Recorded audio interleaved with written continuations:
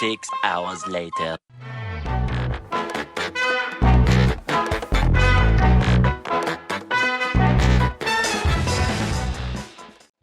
Hello, hello, hello. Right, now that we're all caught up, just keeping up with the brand. I mean, it's all the rage at the moment. I can't go without it. I've been fishing pretty much non-stop. Yeah, it's pretty time consuming. And also, you don't realise how long you're doing it for. I have got a pretty powerful rod though, which has highest loot you can get, highest treasure thing, I think, looting, but on a fishing rod. So yeah, I've been going at it for a bit. I've got a couple books, they're all inside. Well, got caught off there for a second. Anyway, welcome back to Shadowcraft Chapter 3 Totality. I believe it's episode 71. Let's go. BT Dubs, I know I brought this up before, but the OPness of this trading hall is on another level, and you can get any book at the highest level from this place in the easiest way, because I have a melon pumpkin farm which you trade with the farmers to get all the emeralds to buy stuff of all the other levels. You can trade in pretty much anything you want here on the highest level. And if you want to see how I made it, as well as the other two chapters, then I would consider checking out the playlist on the channel. It has pretty much everything there from the start. But first...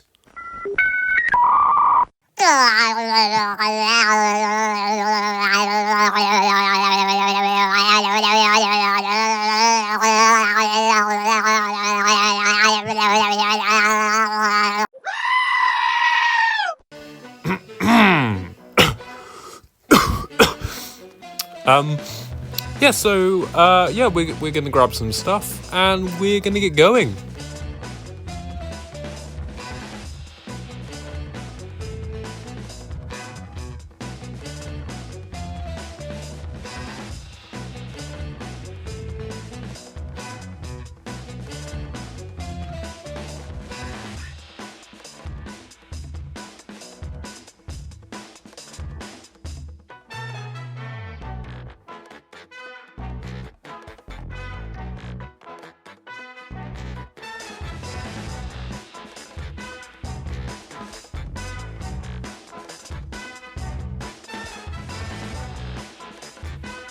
Right, there we go. Compared to other things, that was actually quite fast.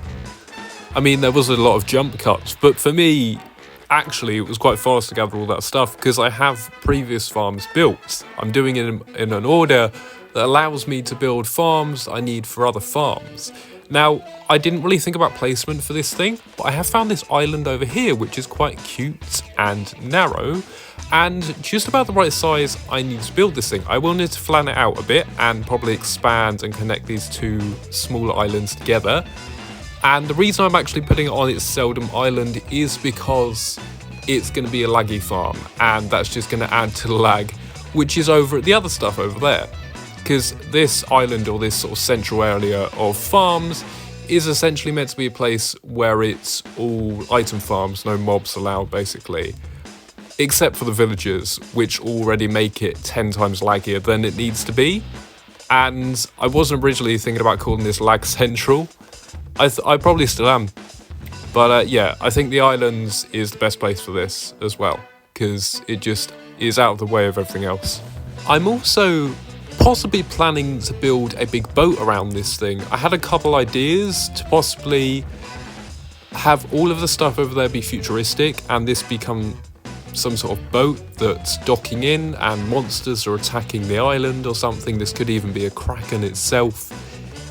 I just want to see where I go with this, to be honest.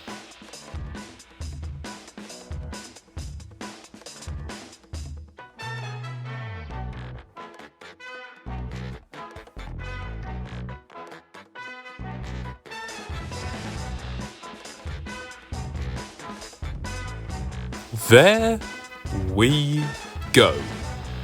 Perfecto.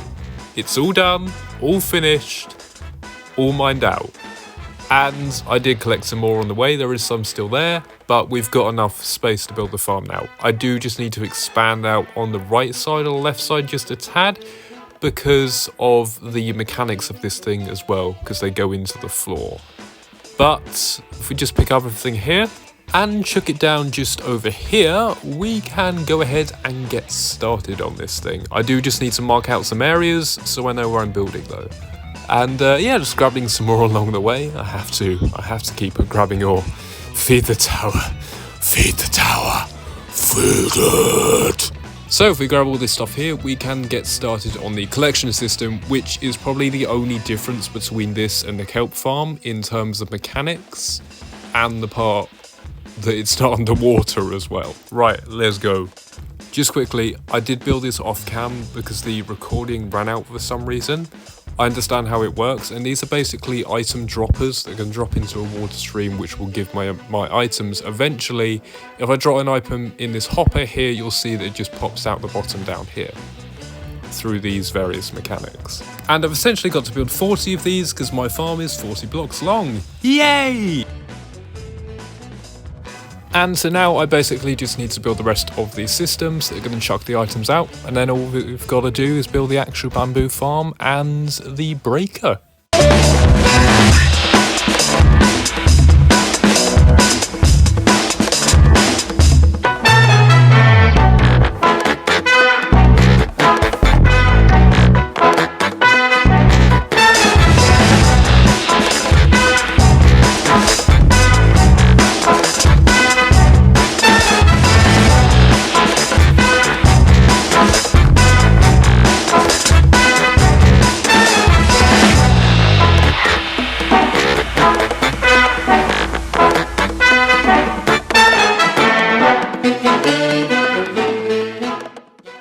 Right, I know we've been a bit heavy on time lapses today, but we have got one bit to do, which is chucking the rail in for the collection system. So I think I might spice this one up a little with just a few little jump cuts.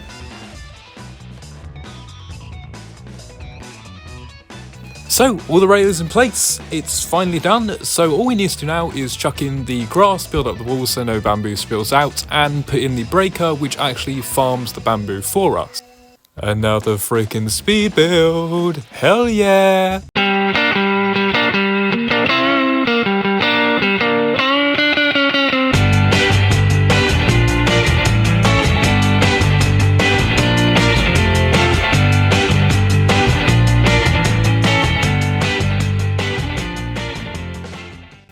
Here for some, 'tis understandable that time has passed.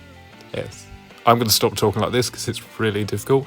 Anyway, yes, so some time has passed, and anyone that caught up on these streams over at twitch.tv/StryDragon58, follow me over there, by the way. I'll leave my socials up the end with the link. I built up the walls over on Twitch on a stream just over the weekend, and yeah, it was a lot of fun. Spoke about some stuff. I believe they are on the channel as VODs now by the time that this comes out, so you can still check out how the wall went. And all we need to do now is basically chuck in the breaker machine that's going to farm all our bamboo for us. In go the immovable blocks. Now, if you've watched the kelp farm video, you'll know my frustration with flying machines. However, this should be slightly easier since it's not underwater. Hey, Hindsight Shadow Dragon here. I cocked up again. This was no less easy than the kelp farm, and it drove me mad trying to figure out the slime machine. There was a couple fixes, and it now does work completely, so this next part will somewhat be sped up for your leisure. And less pain for you, I guess. I still have to suffer through it though.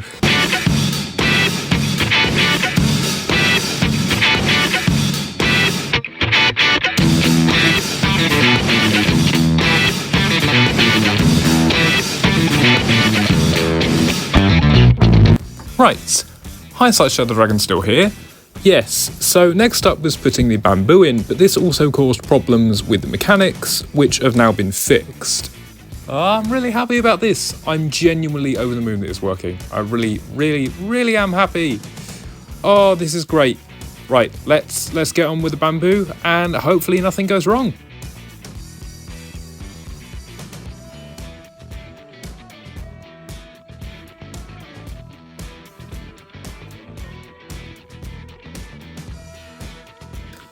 And here we go. I reckon about 2 lines of stacks should just about fill the farm, because it doesn't actually look that big, but when you place it down, it's a lot. So always take over what you think you need, I guess, is the moral. Oh, finally we get to put the bamboo in. Yes! Which means another time lapse. Yeah! Oh god. I genuinely am really sorry for all the time lapses today. It's just how it is, because these are massive, massive farms today. And I've got one more in mind, but hopefully the others coming up shouldn't be too much of time lapse and should be more in-depth explanation, but because this is so simple, it's just an easy way to go around it, I guess.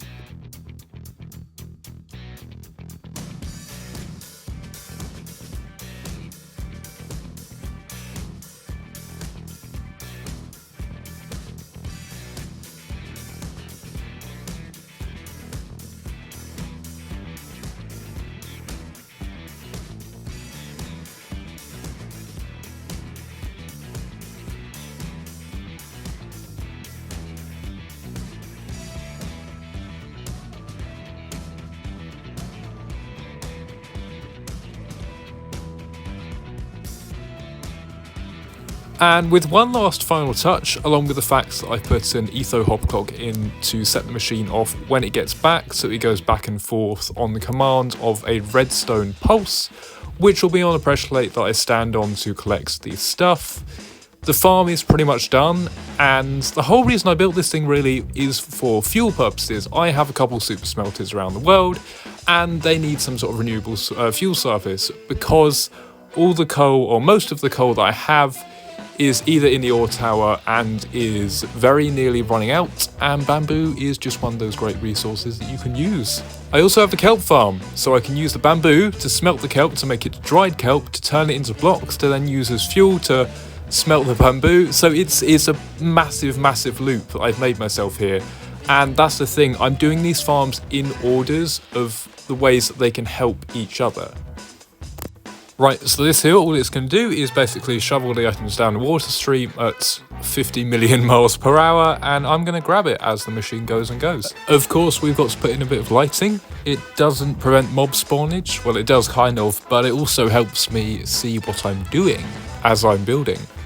Right, all I've next got to do is chuck ice blocks down in the water stream with fence gates on tops, or buttons or pressure plates, which then allows the items in the water stream to flow over the top seamlessly and just shoot up out the end. Now we just gotta chuck in the hydro stuff. Why did I say water? And now that I've hooked up a little wire and a trapdoor with a pressure plate, the farm is running, the bamboo is going to come out. I've run it once just as a test. Obviously there were some fixes to be made because of the bamboo interfering with the update of the observers. But if we quickly get a top view, you can indeed see that it's working incredibly well.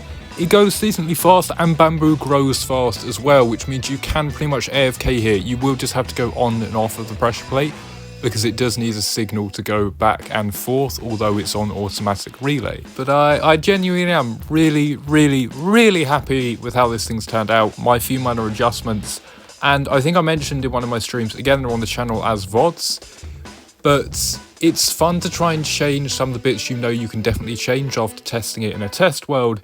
Other bits are essential mechanics, leave, but things you can change to your liking as part of a farm or a build, it really is fun to experiment, and I found a way to do that. So, mission accomplished.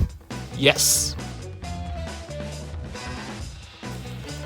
And though it's a different day, I thought I might reward myself a bit with a bit of mining, which I haven't done in a while, and I need to add to the ore tower if I'm going to get this thing filled by, I'd say, about the end of May. So that would be absolutely great, because I'd be able to mine it down on my birthday, which would be absolutely terrific. We have made some decent progress. We're currently at level 86. The base level of this thing is 63 or 62, I think, or just below. So not too much, a lot to go, I would admit. But the portion of rockets it takes to get out of this thing is a lot less than it used to be. So I guess that's an upper side. I guess I should also mention I got some more diamonds as well, some in the original ore because I went down to my original mine, which was there before the update of 1.17, so before Deep Slate ore, so where there is still some loaded but retextured original diamond ore in stone there, even though it's much more rare now.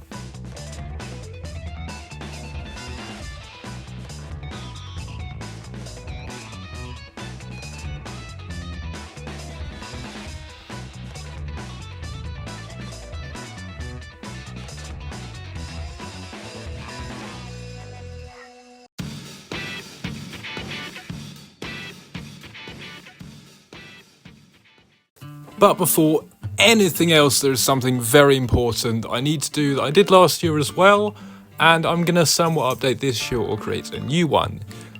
So on the time of filming this, it is indeed Mother's Day, Sunday, and I hope you all, because by the time this goes out, it won't be Mother's Day.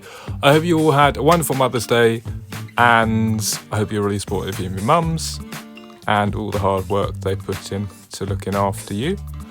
So yeah, all we got to do is basically rename this enchanted golden apple, or the notch apple as some people call it, put it in an item frame, and basically I'm going to fill this wall up with Father's Day and Mother's Day things all the way around, different items that I think kind of have that highest value or highest valor. So if we actually pop them right there at the bottom, it gives us space to fill up the rest of the wall to the right, to the left and up, kind of like a snaking action. It's weird, right? I don't feel cold or heat as much as other people do. I guess my tolerance is kind of different. Anyway, yes, the ice farm. This is going to be a massive one based off of Impulse SVs on Hermitcraft 6, I believe, or Hermitcraft 7. And I'm doing it 8x8 chunks. I was originally planning 16x16, but the render distance wouldn't work, so the ice wouldn't load in properly. I usually on 4, so I don't lag too much, because there's going to be a lot of stuff in this world. And I found out this nice, lovely open sort of valley area, I guess you could call it, between the two ice spikes biomes. There's a lovely village hidden in this gap as well, so we'll have access to other stuff. And as long as I build it 8x8 chunks, I will actually have space to do other things here as well, such as snow farms and other lovely jubbly stuff. I first need to do a bit of terraining though. I'm going to get this all down to the level of 66, I think. So yeah, let's go in, because otherwise we're not going to be able to build this thing. I was just about to get going, and I noticed this guy up here. Now, the thing is, polar bears, I don't believe attack unless they've got cubs with them or another polar bear. So as long as I stay a safe distance, I should be fine. The only problem is I do have to go that way. I don't see any babies though, so I should be fine.